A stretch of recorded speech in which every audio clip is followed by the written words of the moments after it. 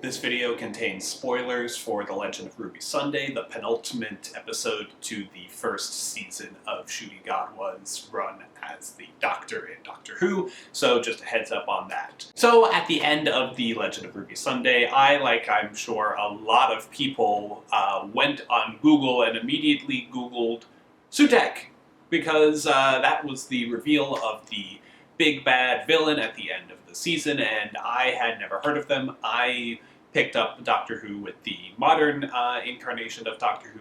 The first Doctor I actually watched was Matt Smith, and then I've gone back and watched from the 9th Doctor onward. So I was like, I don't know who Sutekh is, but Googling him revealed that he was a villain back in classic Doctor Who in the original 13th season with the 4th Doctor. He was the villain of the Pyramids of Mars. There are 4 episodes, each 25 minutes piece, that make up the Periods of Mars story. This is a classic adventure with the 4th Doctor and with Sarah Jane Smith as his companion, so I was like, okay, that sounds like a lot of fun to watch. And then the internet also tells me that this is a favorite episode of Classic Who, so I was like, alright, I've only seen a couple episodes of Classic Who before, but let's go back and rewatch this. So I'm going to start off this video with a quick review of the episode, and then if you want some spoilers of the episode, like what was the ending for Sutekh, I will do that at the end of this video.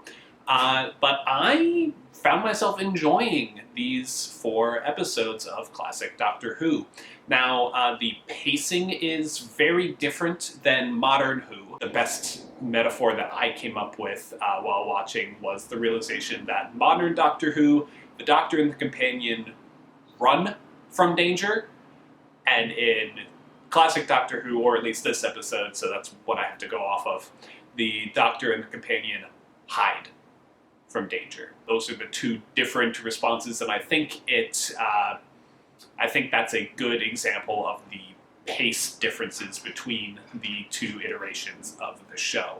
So with that in mind, and taking this episode for what it was, mid-1970s special effects, I found myself really enjoying this episode. Some of the cliffhangers between the parts were really good, and especially between parts 2 and 3, I found myself going, well, okay, how the hell are they going to get out of this? And I immediately wanted to go in and watch part 3. And the ways that they get out of danger are clever.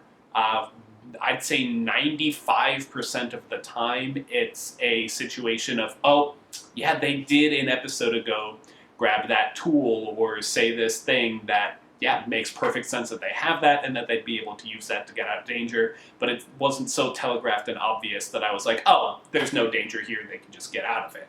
I was on the edge of my seat for some of those cliffhanger moments. It was really funny at parts, too. Like, I just found myself laughing with the show a lot. And watching through this episode, knowing what I know about Classic Who, and especially this season of Ncuti Gatwa, I was very interested to see, I'm assuming this was an early adventure for Sarah Jane Smith as a companion of the Doctor, because she just goes, well, okay, the fact that this Sutekh guy is coming back to life for being freed possibly in 1911 and wants to destroy the world is not a big deal. Obviously that doesn't happen. I'm from 1980 and the world exists in 1980, so Doctor, can we just leave and go home?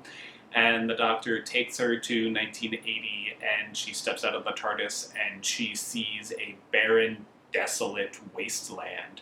And that reminded me of the Doctor's interaction with Ruby Sunday in the episode with the Maestro, where she had a similar moment of, obviously the world didn't end in 1960 because I was born because, I'm from 2020, whatever.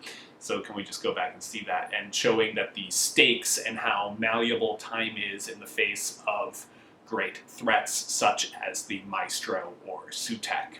So that was a cool moment to see repeated,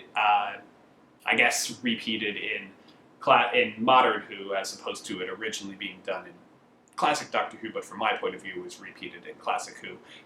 Timey-wimey stuff. That's the way Doctor Who works sometimes. But overall, I found this episode collection to be engaging, especially from the, second half of the second part through the end.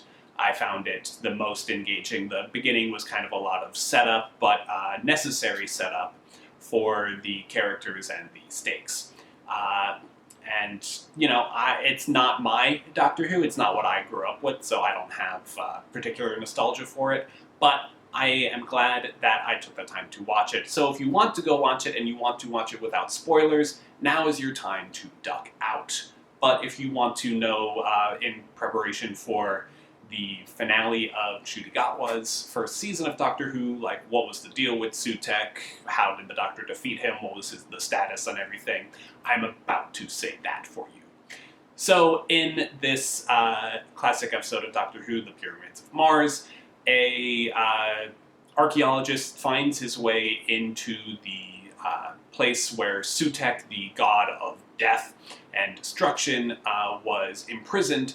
And by his stumbling in, he is within the range of Sutekh's power. Sutekh is able to essentially kill him by completely overriding his personality and thoughts and making him into a servant of Sutekh. He takes an artifact with him back to the UK that serves as a tunnel, kind of a, Sutekh over here trapped in his pyramid can pass something through and it immediately appears over in this other location, from which they are building a rocket missile to blow up the pyramid on Mars that is the power source keeping Sutekh imprisoned.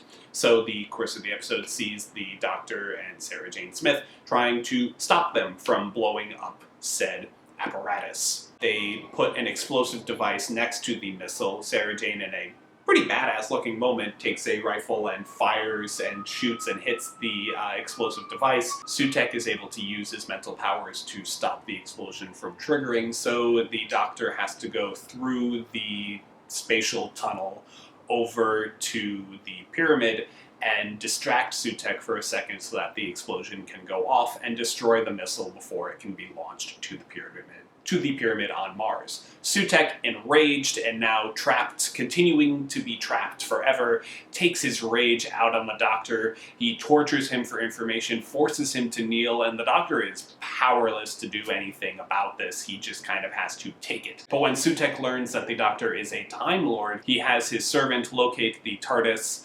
Learning that only the Doctor can operate it, he then is able to use his mental power to completely dominate the will of the Doctor. The Doctor, there's no tricks. I kept going like, oh, is the Doctor like actually not under mind control? No, he fully was under mind control. Takes the TARDIS with Sarah Jane and the servant of Sutekh over to Mars, where the servant goes through to destroy the Eye of Horus, the artifact that is powering the imprisonment of Sutekh. The Doctor, after he is thought to be killed by the mummy robot of Sutekh, but is actually not killed because of Time Lord biology nonsense, Sutekh released his mind control on the Doctor, and the Doctor is able to realize, even with the gem destroyed, I still have a chance to stop Sutekh. Him and Sarah Jane get in the TARDIS, make their way quickly back over to the two-way tunnel connecting Egypt and England,